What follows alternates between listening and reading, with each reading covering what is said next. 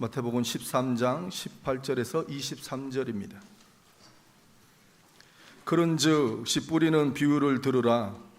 아무나 천국 말씀을 듣고 깨닫지 못할 때는 악한 자가 와서 그 마음에 뿌려진 것을 빼앗나니 이는 곧 길가에 뿌려진 자요 돌밭에 뿌려졌다는 것은 말씀을 듣고 즉시 기쁨으로 받되 그 속에 뿌리가 없어 잠시 견디다가 말씀으로 말미암아 환난이나 박해가 일어날 때에는 곧 넘어지는 자요 가시떨기에 뿌려졌다는 것은 말씀을 들으나 세상의 염려와 재물의 유혹에 말씀이 막혀 결실하지 못하는 자요 좋은 땅에 뿌려졌다는 것은 말씀을 듣고 깨닫는 자니 결실하여 어떤 것은 100배 어떤 것은 60배 어떤 것은 30배가 되느니라 하시더라. 아멘. 일본 아모리 현에 가면은 사과를 재배하는 기무라 아키노리라고 하는 사람이 있습니다. 이 사람은 사과 농사를 하면서 농약을 치는데 농약을 칠 때마다 안에는 농약 기운에 시름시름 앓게 됩니다. 그래서 농약 없이 사과를 재배할 수 없을까 많은 고민을 하게 됩니다. 농약을 치면은 아내가 비실비실하는 거예요. 병원에 왔다 갔다 하는 거예요. 그렇다고 해서 농약을 안 칠 수는 없고 고민 끝에 도전을 하게 됩니다. 아내를 위해서 무농약, 무비료로 사과를 재배해보자. 그래서 무농약으로 사과를 재배하다 보니까 벌레가 생기는 겁니다.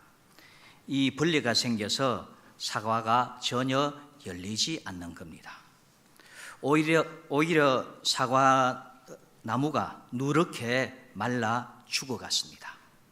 이렇게 1년, 2년, 3년, 무려 9년까지 진행이 됩니다. 거의 10년의 세월을 헛농사하다가 세월을 다 보냈습니다. 농사가 안 되니 극심한 생활고에 또한 시달리게 됩니다. 시리에 빠져서 죽으려고 산에 올라갔는데 자기 눈앞에 큰 도토리 나무가 한 그루 보여지는 겁니다. 이 나무를 보니까 농약도 치지 않고 비료도 주지 않고 벌레도 생기지 않고 열매도 그럼에도 불구하고 열매가 큼직하게 많이 일어나는 것을 보고 왜 이럴까? 농약을 안 치는데 벌레도 안 생기고 왜 이렇게 큰 열매가 맺혔을까? 곰곰이 생각을 하게 됩니다. 나무를 유심히 살펴보다가 결국은 이유를 알게 됩니다. 결정적인 이유는 흙이 다르다는 것을 알게 됩니다. 산의 흙을 파보니까 의외로 너무 부드럽습니다. 산의 흙을 가지고 자신의 사과밭에 있는 흙과 비교를 하게 됩니다. 산의 흙은 깊게 파도 표면의 온도하고 50m를 파도 11m를 파도 온도가 한결같이 똑같은 거예요. 흙의 온도가 똑같아요. 그리고 흙이 부드러워요. 또 미생물이 많은 거예요. 그런데 자신의 밭은 단단합니다. 돌처럼 단단합니다. 삽을 가지고 파내려 갔습니다. 50cm 파내려 가니까 표면의 온도하고 50cm의 온도가 확 차이 납니다. 온도가 확 내려가요. 1m를 더 파내려 갔습니다. 그러니까 더 차가워졌습니다. 아하, 나름대로 몇 가지 차이점이 나오는 흙이 부드럽냐 딱딱하냐 미생물이 있냐 없냐 이 차이였습니다. 그래서 자신의 밭을 과감하게 밭갈이를 해서 부드럽게 만들어 나갑니다. 그런데 부드럽게 만들어 나가는 것도 이게 미생물이 존재하지 않으면은 부드러운 것도 한계가 있어요. 미생물이 존재하기 위해서 밭에 콩을 심어줍니다. 잡초 막 올라오는 거 그대로 내버려 둡니다. 산에도 잡초가 일어났는데 자기 밭도 산의 밭과 산과 같이 그대로 내버려 둡니다. 자신의 밭의 흙을 산의 흙처럼 만들었습니다. 드디어 열매를 맺었는데 처음 사과 나무의 열매는 너무 작아서 판매를 했는데 사람들 반응이 별로였습니다. 그 다음 해부터 크고 좋은 열매를 맺게 되었습니다. 1991년 큰 태풍이 왔습니다. 이 주위의 지역의 사과 90% 이상이 다 떨어졌습니다. 그런데 자신의 밭에는 80%가 거뜬히 살아남았습니다. 그리고 당도가 있었습니다. 사과가 달린 이유, 이 큰 태풍에 다른 사과는 다 떨어졌는데 왜 유독 당신의 사과는 주렁주렁 매달려 있습니까? 사람들과 기자들이 질문했습니다. 그러니까 하는 말이 사과나무가 힘을 내었습니다. 사과나무가 힘을 낼 정도라고 하면은 사과나무가 힘이 있다는 거예요. 힘이 있으니까 힘을 내는 거예요. 힘이 있으니까 태풍에도 견뎌냈다는 겁니다. 이 사과를 판매하는데 일명 합격사과라고 붙여서 판매를 합니다. 이 사과는 무농약 사과입니다. 이 사과는 썩지 않습니다. 온라인 판매 3분 안에 모든 사과가 다 품절이 될 정도입니다. 우리 사진을 한번 보면은 왼쪽에 있는 분이 바로 기무라 아키노리라고 하는 분인데, 이분이 사과 농사를 하면서 많은 일본의 기자들이 취재를 했어요. 취재를 했는데 사과하고 늘 대화를 하더라고요. 그것도 막 인상 쓰고 대화를 하는 것이 아니라 늘 웃어가면서 저렇게 사진 찍을 때도 더 웃고, 이 웃음이 365일 늘 이런 웃음을, 그래서 농사를 하면서도 이 사과가 이 반응을 하는 모양이에요. 늘 웃으면서. 자, 오른쪽에 있는 사과가 이제 농사에서 나온 사과인데 아주 윤기가 납니다. 무농약입니다. 맛이 너무 좋습니다. 우리의 신앙도 요거 전에, 자, 그 다음 사진 한번 보여주시면은, 이 사과를 가지고 이제 사과를 2007년 1월 14일 날 3개의 사과를 땄는데 왼쪽하고 오른쪽의 사과는 자기 밭이 아니라 다른 밭에 있는 사과, 좀 나름대로 좋은 사과를 땄습니다. 사과를 따가지고 이걸 그대로 몇 개월을 두느냐? 4개월을 둡니다. 4개월 후에 사진을 찍은 것이 바로 이 사진입니다. 왼쪽과 오른쪽에는 어떻습니까? 썩었어요. 중앙에 있는 사과는 바로 기무라 씨의 사과입니다. 이 사과는 그대로 존속이 되는 거예요. 이게 6개월까지 간 거예요. 6개월까지. 여러분, 이 차이가 결국 어떤 차이냐? 바로 흙의 차이구나. 흙이 부드러우니까 부드러움 속에서 공기가 들어간 거예요. 공기가 들어가니까 또 다른 이 미생물이 살아나는 거예요. 그러니까 영양이 충분하니까 사과가 농약을 치지 않아도 든든하게 이 탐스럽게 열린 것입니다. 우리의 신앙도 마찬가지입니다. 우리의 마음밭을 이 기무라 씨의 사과밭처럼 부드럽게 만들어 나가면 우리의 삶에 있어서 풍성한 열매, 할렐루야, 풍성한 열매를 맺을 수가 있습니다. 하나님의 말씀을 우리가 받아들여야 되는데 어떻게 잘 받아들여야 돼요? 예수님은 우리가 하나님의 말씀을 받아들이는 우리의 마음 자세에 따라서 4가지 밭이 있다. 첫 번째 밭이 길가밭이다. 길가밭은 딱딱한 마음, 닫혀진 마음, 고집센 마음, 교만한 마음, 말씀을 깨닫지 못하는 마음, 이런 마음이 길가밭이다. 딱딱한 마음. 우리는 우리의 마음을 부드럽게 만들어 나가야 됩니다.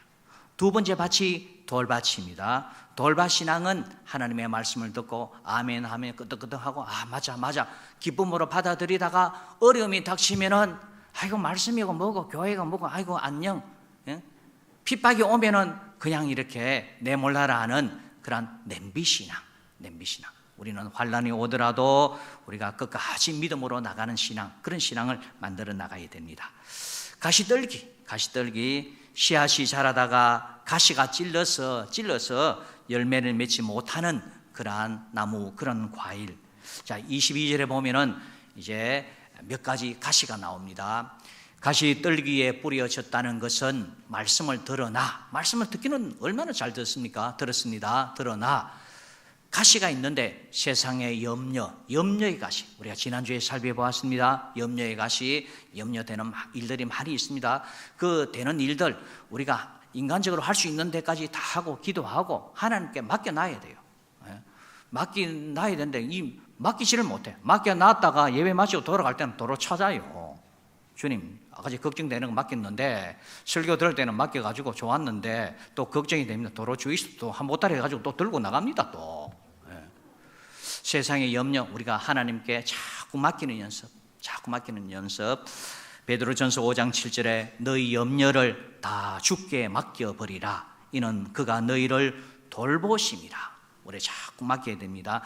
자, 이런 염려의 가시가 또 하나 있고, 또 뭐냐?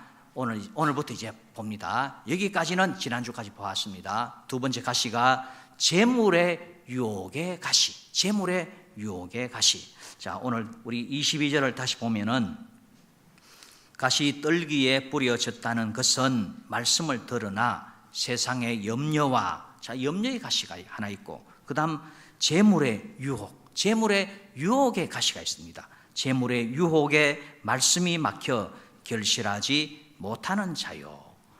물질의 유혹 때문에 신앙도 양심도 윤리도 팔아먹는 그런 일들이 비일비재하단 말입니다. 그런 유혹의 이 가시, 그걸 떨쳐버려야 된다. 그래야 좋은 열매를 맺을 수가 있다. 우리가 살아가면서 물질이 필요합니다. 돈이 있어야 학교도 가고 병원에도 가고 밥도 사 먹고 물질이 있어야 됩니다. 넉넉한 물질을 우리를 편안하게 든든하게 만들어줍니다. 그런데 이 물질이 하나님, 사람, 그 다음에 물질이어야 되지, 이것이 거꾸로 돼가지고 물질을 1번으로 하고 최우선으로 하면은 문제가 생긴다는 거예요. 물질을 최고로 여기면서 신앙도 양심도 윤리도 저버리면은 이거는 문제가 되는 거예요. 물질은 중성입니다. 중성. 선하게 사용하면은 유익함이 됩니다. 병들어 죽어가는 사람, 내한테 물질이 있다, 여유가 있다, 그러면 그 물질로 아픈 사람 도와주는 거예요. 그러니까 이 물질이 큰 일을 합니다. 큰 일. 선하게 사용하면 유익하지만은 그렇지 못하면은 수많은 문제를 일으킵니다. 음악의 성인이라고 불려지는 베토벤이 있습니다. 베토벤. 얼마나 잘생겼습니까? 베토벤이 있습니다. 이 베토벤에게는 크리스토프라고 하는 동생이 있었는데, 이 동생은 뭐 하는 사람이냐? 이 땅 투기로 유명한 사람입니다. 땅 투기로 엄청난 부자가 되었습니다. 언젠가 베토벤이 돈에 쪼들려서 견디다 못해 동생에게 돈 좀 빌려달라고 통사정을 하면서 편지를 적습니다. 동생이 답장을 보내는데 하는 말이, 형님, 지금은 매우 살기 어려운 세상입니다. 이 때를 이겨나가려고 하면은 누구나 있는 힘을 다해 일을 해야 됩니다. 형님이 선택한 직업, 음악. 직업은 딱하게도 죽기에는 부족하고 살기에는 더욱 모자라는 수입밖에 안 됩니다. 형님, 음악 해가지고 그 돈 못 봅니다. 다 집어치워 있어, 이 말입니다. 따라서 형님이 지금과 같은 딱한 처지에 있는 것도 따지고 보면 형님 자신에게 책임이 있습니다. 형님 못 사는 이유는 형님이 음악해서 그렇습니다. 죄송합니다만 저는 형님을 도와드릴 수 없습니다. 당신의 동생 크리스토퍼 올림. 이 동생이요, 이 돈독이 올라가지고 단돈 1,000원도 형님한테, 형님 어려울 때 단돈 1,000원 도와주질 않는 거예요. 이런 답장을 받고 화가 난 베토벤이 한 줄로 또 답장을 보냅니다. 네 돈 필요 없다. 네 설교, 잔소리 더더욱 필요 없다. 베토벤, 형 베토벤 지금. 이걸로 끝나버린 거예요. 여러분, 돈도 이렇게 유익하게 잘 사용해야지, 돈도 정말 사용을 잘못하면은 어떻게 되느냐? 인간관계 갈라놓기 일쑤입니다. 부모, 형제, 원수지게 합니다. 그러므로 우리는 재물의 유혹, 이런 재물의 유혹에 빠지는 일이 없도록 우리가 참 조심해야 되겠다. 디모데전서 6장 10절에 보면은 돈을 사랑함이 일만 악의 뿌리가 되나니. 돈 있어야 됩니다. 그죠? 돈 있어야 돼요. 예. 저는 돈하고 상관이 없습니다. 그게 거짓말이라. 돈이 얼마나 좋은데. 남자는 여자를 좋아하지만 여자는 남자 좋아할 것 같죠? 안 좋아합니다. 돈 좋아합니다. 이거는 동서고금의 진리입니다. 남자는 여자를 좋아하지만 여자는 남자 안 좋아하고 뭘 좋아한다고요? 돈을 좋아해요. 또 돈을 좋아하는데 성경은 돈을 사랑하지 마라. 돈을 최고로 두지 마라. 이 말. 돈을 사랑함이 일만 악의 뿌리가 되나니 이것을 탐내는 자들은 미혹을 받아 믿음에서 떠나 많은 근심으로서 자기를 찔렀도다. 믿음이 쭉 자라나는데 돈 때문에 내 믿음이 자꾸 찔림을 받는 거예요. 그래서 이런 재물의 유혹의 가시, 이걸 걷어내라. 마태복음에는 염려의 가시, 재물의 유혹의 가시 두 가지를 설명하고 있는데 마가복음에는 대상자가 달라서 이 두 가지에다가 한 개 더 얹습니다. 어떤 가시냐면은 마가복음 4장 19절에 보면은 세상의 염려와 재물의 유혹과, 여기까지는 마태, 마가, 누가 똑같습니다. 여기까지는 공통이에요. 염려의 가시, 재물의 유혹의 가시는 그 누구든지 다. 근데 그 상황 따라서 어떤 사람에게는 또 다른 가시가 들어붙는 거예요. 여러분, 나무가 이래 자라나다가 뿌리가 있고 원줄기가 있고 그 다음 뭐가 있습니까? 옆에 가지가 있습니다. 근데 가지가 한 가닥 가지 나가다가 또 옆으로 또 가지가 또 뻗어납니다. 장가지가 또 뻗어납니다.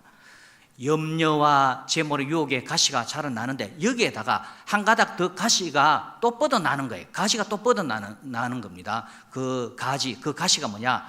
욕심의 가시가 또 뻗어나가는 거예요. 욕심의 가시. 마가복음 4장 19절, 세상의 염려와 재물의 유혹과 기타 욕심이 들어와 말씀을 막아 결실하지 못하게 되는 자요. 여러분, 욕심이 있어야 돼요. 선한 욕심, 이런 거 있어야 됩니다.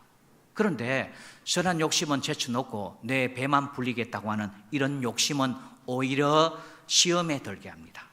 야고보서 1장 14절 말씀을 보면은 오직 각 사람이 시험, 여기서 시험은 시련의 시험이 아니라 우리를 강하게 하고 유익하게 하는 시련의 시험이 아니라 유혹의 시험, 우리를 망하게 하는 그런 시험이다, 이런 뜻입니다. 오직 각 사람이 시험, 유혹을 받는 것은 자기 욕심에 끌려 미혹 때문이에요. 욕심 너무 많으면은 유혹을 받기 쉽겠구나. 사람의 유혹도 받고 마귀의 유혹도 받고 유혹을 받기 쉽구나. 15절에 욕심이 잉태한 즉 죄를 낳고, 욕심을 자꾸 부리면 뭐냐? 욕심 채우기 위해서 죄를 짓게 되고, 죄가 장성한 즉 사망을 낳느니라. 죄가 자꾸 커지면 나중에 뭐냐? 죄값 치르게 된다. 이것이 사망이라고 가르쳐주고 있습니다. 욕심의 가시가 있다. 욕심의 가시.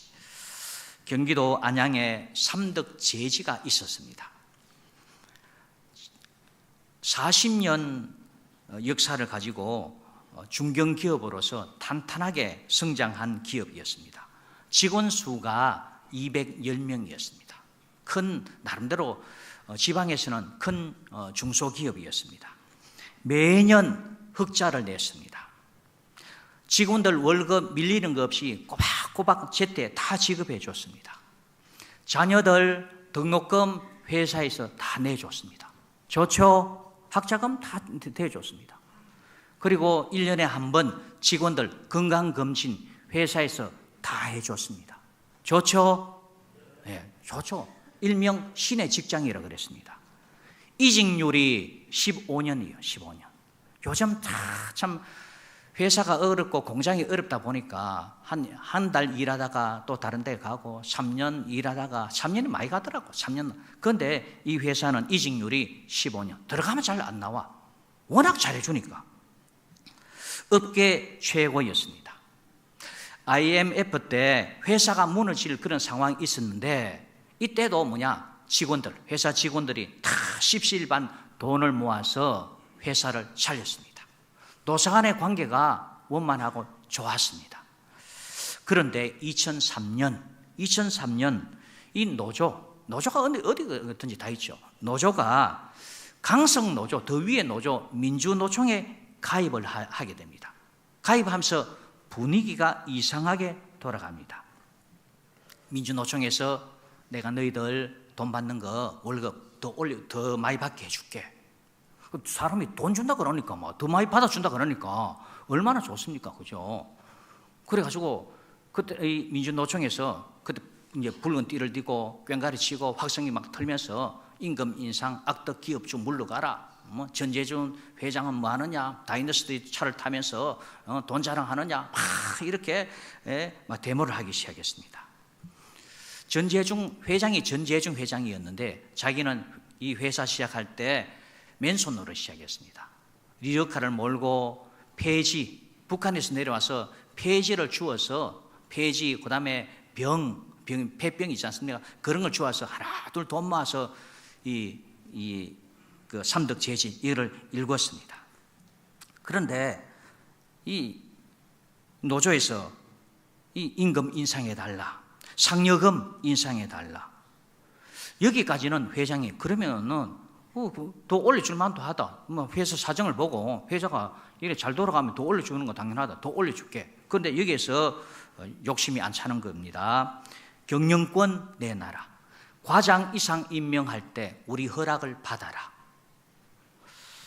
그 다음에 인사권을 주장하는 그 이사회에서 50%가 우리가 들어가야 된다. 경영권 내놔라, 인사권 내놔라.